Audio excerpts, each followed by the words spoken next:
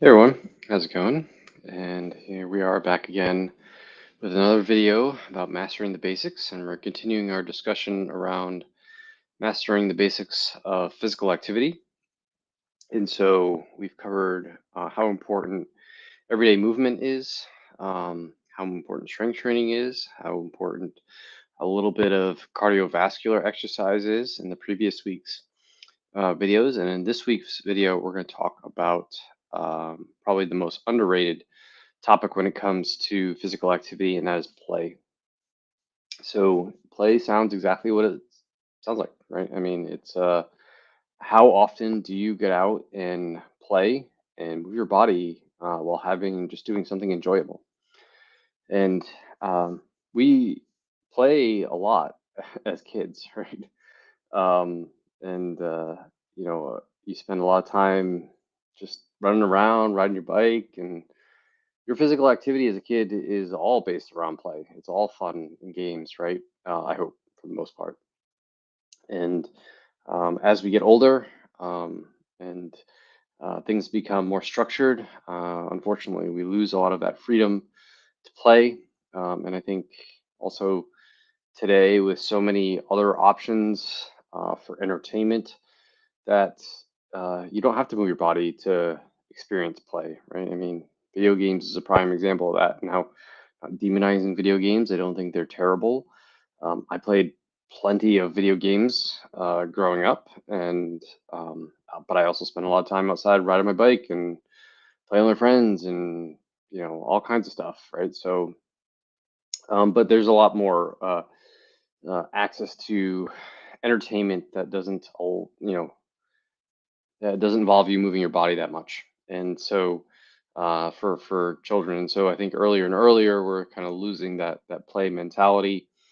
And but everyone falls victim to it, right? Eventually, as we get older and get into adulthood, play is not on the top of the list of things to do.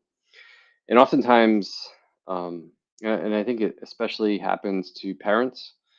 I know I've experienced myself, and oftentimes when I speak to clients and I ask them, um, what do you do for fun? And a lot of people start out by saying, well, I used to do XYZ thing, but since I became a parent, I no longer have time to do that, right? And I think as your kids get older, they offer opportunities for play. So I can't even tell you the number of times my kids ask me, "Hey, Dad, Can we play whatever?" I mean, the other day, my son was like, "Hey, Dad, can we play sword fight?" And basically, all that meant was just, "I'm going to chase you around the house and tag you with the sword." And that's a form of play, right? I'm moving my body, having fun with my son.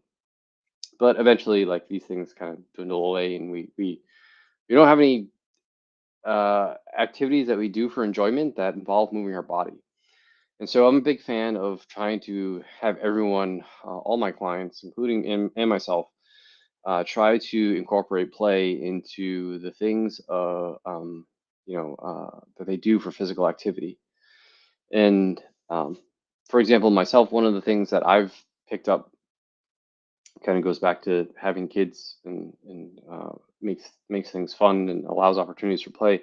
One of the things I picked up this past winter was skiing, right? And it was basically because my wife and daughter had learned how to ski, and my son was learning how to ski, and I was the only one that was not skiing. So I was like, well, I better get on board here and learn how to ski so we can do things as a family together. And that's what I did. So I picked up skiing. I took some lessons, and then just started skiing. And it was a form of physical activity that I was doing. It was not to, track or see how I wasn't doing it to see how fast I could go or how high I could jump, or I wasn't making a competition for myself. It was just more, I'm doing this for fun because it allows me to spend more time with my family. And we have an activity that we can all do together during the long winters here in New Hampshire, and that involves us being outside and moving our bodies and getting some movement in our lives. And that's one thing that I've added into my life over the past few years. And I think one of the reasons some of you may know that I enjoy obstacle course racing is because, well, I do take it seriously and I do consider it a sport at times. I think the thing that originally attracted me to obstacle course racing as a form of something to as a form of physical activity that I wanted to pick up was because it involved more than just running, right? Obstacle course racing involves skills like uh, doing a lot of things that you would do as a kid.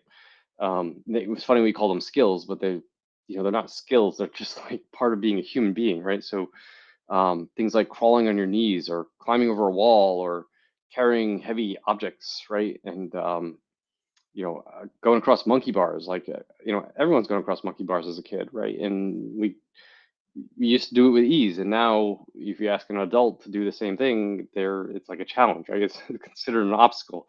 People fail this obstacle, whereas you stick a kid on a bunch of monkey bars and they can go all day long, right? So that's one of the things that attracted me to a form of physical activity like obstacle course racing, is because it was more than just running, pounding the pavements. It was being out in nature. It was training for it involved being hiking and carrying things and going across monkey bars and all this stuff. So I found it to be a form of play that also involves some competition, right? And so it's kind of one of the things that I like about obstacle course racing is its play aspect. And so I encourage everyone to, when they look at what they're doing each week for physical activity, is to find something that they do for fun that involves them being physically active. Maybe it's tennis, maybe it's golf, maybe it's kiteboarding, maybe it's surfing, maybe it's going for hikes. It's something that you do. You leave, all the technology behind. You're not tracking stats about how far you've gone or how high you jumped, or, you're not trying to be competitive with it. You're just doing it because you enjoy this thing and it brings you a lot of joy. And, the more fun you can have with it, where you can involve other people, the better, right? And so, pick an activity that you do for fun. It doesn't have to be conventional, it doesn't have to be formal. It can be different activities, it can be whatever, but something you do for fun. And so, while we have, we want to get movement every day, we want to strength train like twice a week, we want to throw in a little bit of 15 minutes of cardio a couple days a week. I also want you to find time to do something you enjoy doing that involves you moving your body, right? And it could be a sport, it could be a recreational activity, it could be I spend 20 minutes every week, 30 minutes every week with my kids at the park. Could be playing frisbee. It could be, whatever you enjoy doing. Just move your body while you're doing it, and that's a very important part of physical activity. You're not doing it for you're not doing it for with the exclusive end goal of improving your health or growing bigger muscles or running faster or jumping higher or anything like that. You're doing it because mentally it brings you enjoyment, and it allows you to be a kid again. It allows you to be a human. It allows you to disconnect from the rest of the parts of life and just brings you joy and pleasure, and um, and I think that physical activity is a great opportunity to do that in a world that it's hard to find opportunities to do that, right? We have to literally schedule joy and pleasure into our lives today. And so, the more opportunities we can find to do that, the better. And I think play and moving your body is one of those things that I think is extremely important in achieving that goal.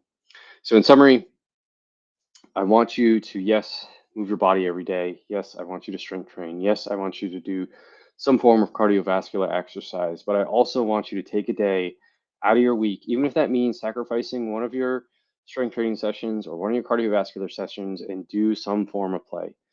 Pick an activity you like. Maybe it's tennis or golf or swimming or hiking or jumping rope or whatever. Just something you do for fun that just brings you a lot of joy. Playing with your kids, playing with your grandkids, that type of stuff. Just inject play into your life and enjoy it, and enjoy moving your body, and take that enjoyment and provide energy and fuel to the other stuff that you're trying to accomplish from a health perspective. So with that, that's the end of the physical activity topic on mastering the basics. And we'll be back next week with another topic, another new topic to address. And if you want to keep up with all the content that I'm putting out about these videos, please go ahead. And the best way to do that is to join my newsletter. You can do that by clicking or scanning that little QR code right there and hopping on newsletter. That will bring you to a page. You just enter your email address and click submit, and you'll be on my newsletter. I'll email you next time we post a video, as well as all the other content that I put out on a weekly basis. And if you do need help with any of the topics that we've discussed so far in the Mastering the Basics series, you need a little bit more one-on-one coaching, please don't hesitate to reach out. I do have one spot open for some one-on-one coaching, and you can hop on that spot if you go to my website, rjbhealth.coach. Click on the, right on the homepage, there's a discovery call button. Click on that button, fill out the form, and we can chat a little bit more about doing some coaching together. And with that, let's say thank you and have a great weekend, and I'll talk to you all next week.